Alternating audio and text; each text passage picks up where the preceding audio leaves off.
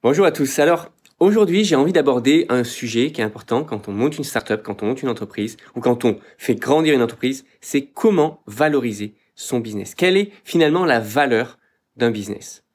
Alors, je rencontre régulièrement des entreprises, des entrepreneurs qui ont soit construit quelque chose de zéro, monté vraiment une startup, racheté quelque chose ou qui vendent à un moment donné un concept, une plateforme, un business. Et cette question de valoriser combien ça coûte, quelle est la vraie valeur marché, que ce soit pour des levées de fonds également, est vraiment importante. Et je pense qu'il y a 4 piliers sur lesquels il faut se baser pour valoriser potentiellement une startup, mais particulièrement un business digital. Alors le premier est évident, et c'est le premier qui vient en tête de n'importe quelle valorisation d'entreprise, c'est quel est finalement le chiffre d'affaires. Le chiffre d'affaires annuel, en moyenne, s'il y a des saisonnalités, etc., etc. Il faut évaluer quelle est la progression sur les années précédentes. Ça paraît relativement évident. Je pense que là, je vous apprendrai peut-être pas grand-chose. Le deuxième élément qui est essentiel, c'est d'évaluer le potentiel. Alors le potentiel, c'est ce sur quoi justement jouent les startups.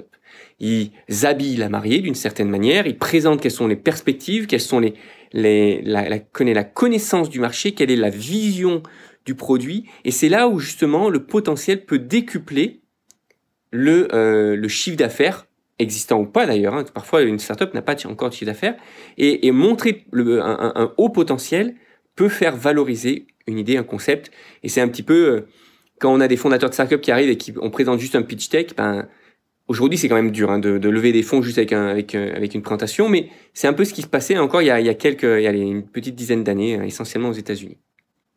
Alors, comment est-ce qu'on évalue le potentiel? Parce que c'est facile à dire, c'est facile à présenter, mais il y a quand même des vrais points, des vrais KPI, des vrais indicateurs de performance. D'abord, le premier indicateur de performance pour moi, c'est l'utilisation de votre site web, de votre plateforme, de votre application.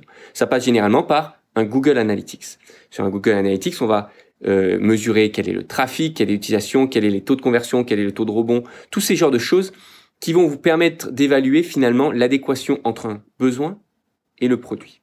Et donc, le potentiel qu'il peut y avoir si on y met peut-être un peu plus de moyens, si on accélère un petit peu.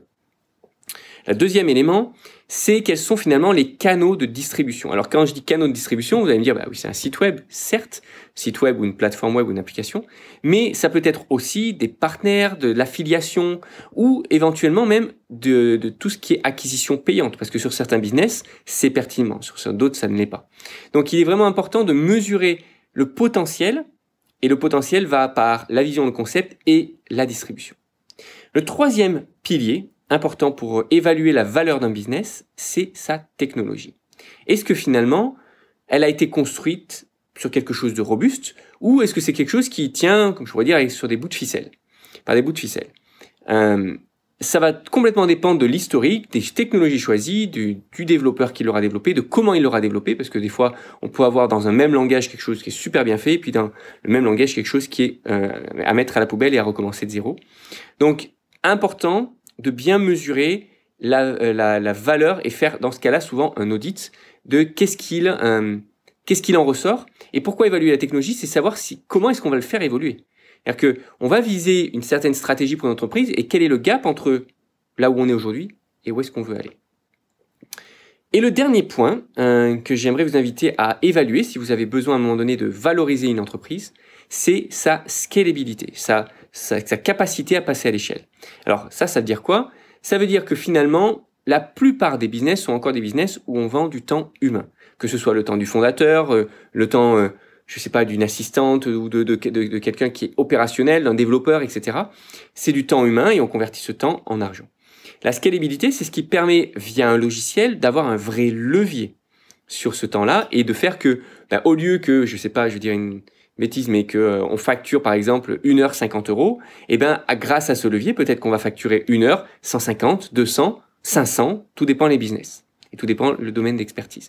Donc la scalabilité est le temps nécessaire finalement pour produire un certain chiffre d'affaires versus donc le nombre d'humains, le temps humain nécessaire pour le produire.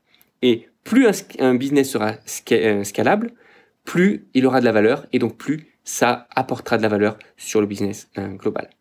Voilà, donc j'espère que ça vous aura aidé, cette petite réflexion. Si vous avez besoin de lever des fonds, si vous avez besoin d'acheter un business, de revendre un business, Vous devez absolument maîtriser ces 4 piliers-là, ils sont indispensables. Le chiffre d'affaires, le potentiel, la technologie et la scalabilité du business. C'est comme ça que vous allez pouvoir prouver et valoriser de manière pragmatique un business. Je vous souhaite une bonne journée et je vous dis à très bientôt.